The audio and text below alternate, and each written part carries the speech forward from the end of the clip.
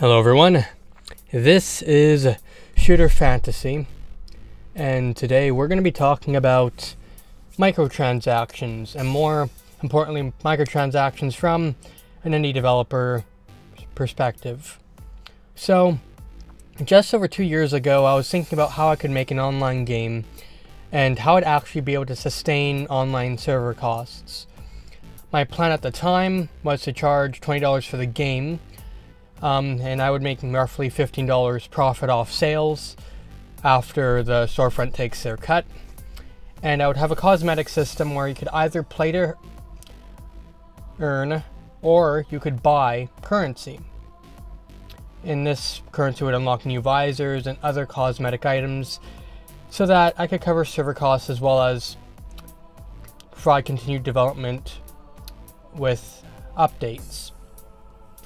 So about a year later, Overwatch came out, and I was a year into developing my game project, and I found Overwatch's loot box system to be an interesting idea.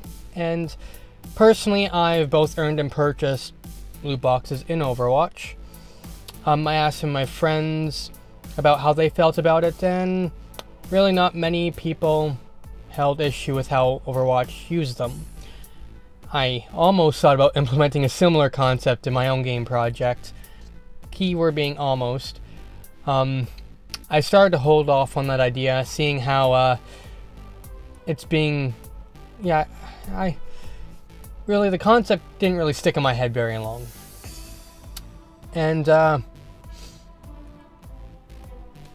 seeing how it's being abused now, it's kind of scary to see how quickly the loot box trend has metastasized into something awful.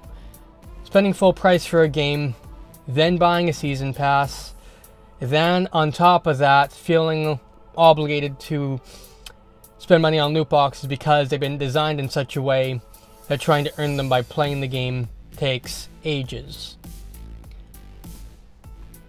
And I almost decided to implement this concept into my own game project because Overwatch did it and people were okay with it. At least that's what initially made it stick in my mind for the short amount of time that it did. And it appears other game companies have caught wind of how okay people were of this, and oh, I bumped my mic. And they've gone running with the concept to the point where EA has made it so that abilities vital to the core game experience in Battlefront 2 are hidden behind loot boxes as well, going beyond just cosmetics and making things pay to win. Which, funny enough, 7 months into my own game's development, I wrote the following as an April Fool's joke in 2016, and here's how it went too.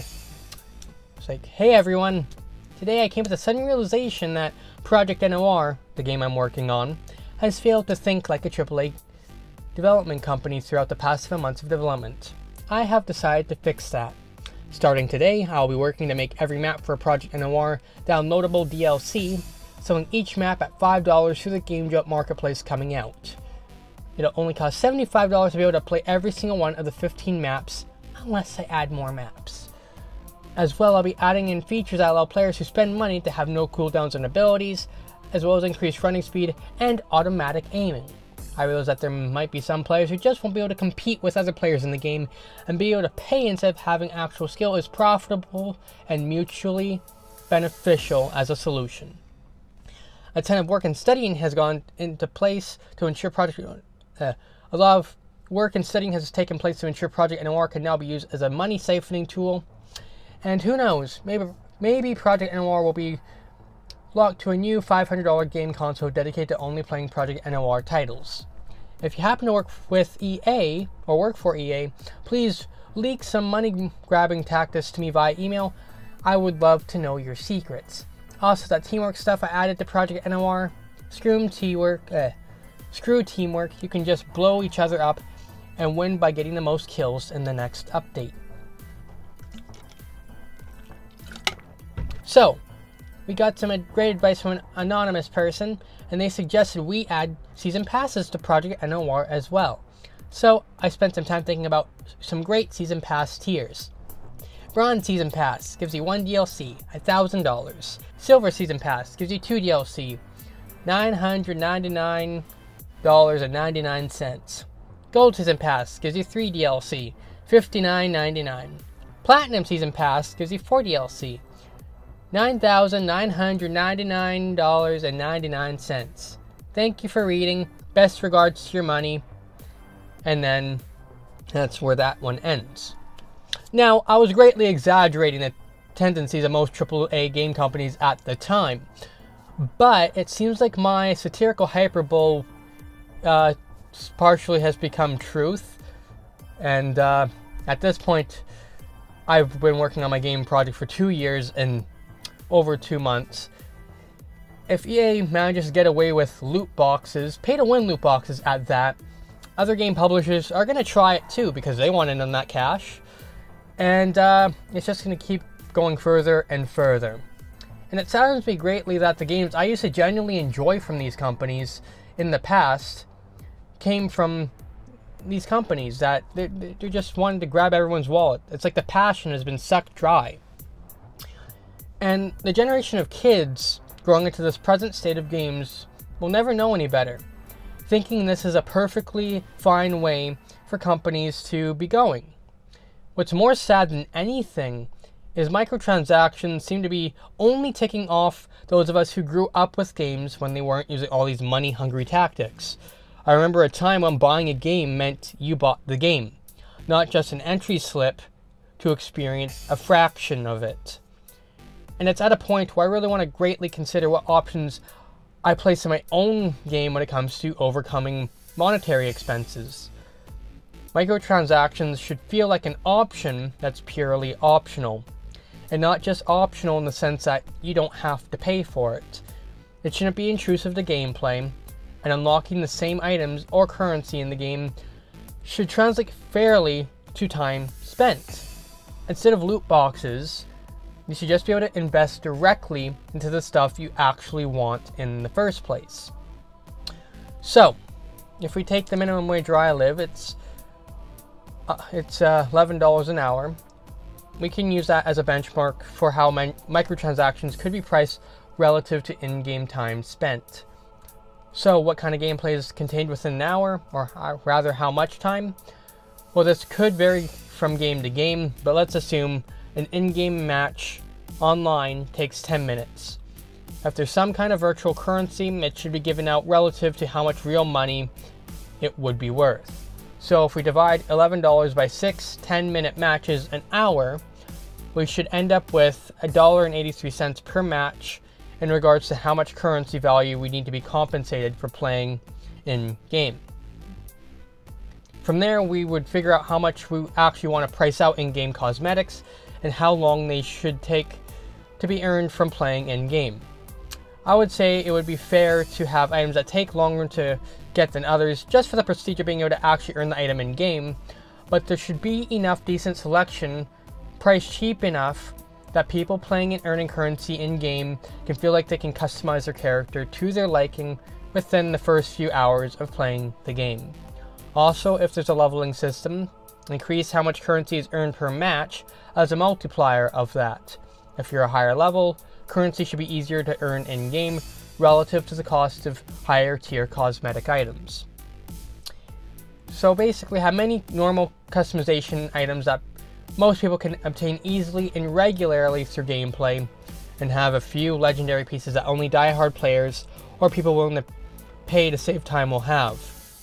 And also to differentiate between people who earn currency in-game and people who just spent money for the currency in question, it should be visible how the majority of the player's currency was obtained. That way people who spent in-game time don't feel cheated. If over 80% of the currency used to get a legendary customization was earned in-game, there should be an extra badge to say that that item was earned mostly in-game when looking at another player's stats and what they have. People who have over 80% of the currency purchased via money could have a badge saying that the item was earned mostly with real-world money. So people who earn the item in-game will feel validated for having spent mostly in-game time to earn the item, and people who just want to spend money for the look of the item will feel validated for having spent real-world money. So what am I proposing? Basically a microtransaction system that exists within the game but doesn't take away from the game experience. Give recognition to people who earn the items mostly in game, and have a different kind of recognition for people who earn the items mostly with money. Some people want to support the games they enjoy by contributing more than just the game's base price, and some people don't. Provide the option, but don't attempt to force or rub people's noses in it in hopes to forcefully coerce them. Microtransactions, if put into a game that's already paid for up front, I feel should be treated as a tipping jar that the player shouldn't feel obligated to put money into. Players should also be able to get the items they actually want directly, instead of just maybe getting what they want via loot boxes. Would it be as profitable?